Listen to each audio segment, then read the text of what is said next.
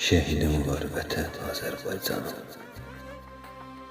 Buz tutmuş arzusu donubdu qəlbim.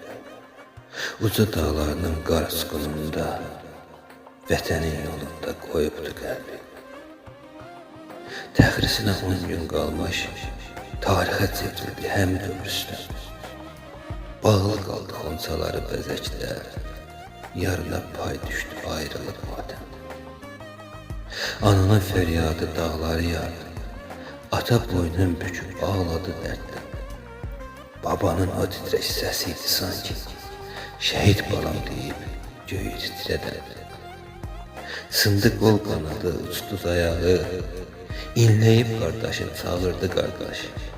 Vətən sağ olsun qoy deyərək sustu, dinləndi acıyla gözlərində yaş. Bərdə ayaqlandı şəhid yolunda, xilaf çıxmadı il adətinə. Başını dik saxla Azərbaycanın, şahid ol Rüstəmin şəhadətinə.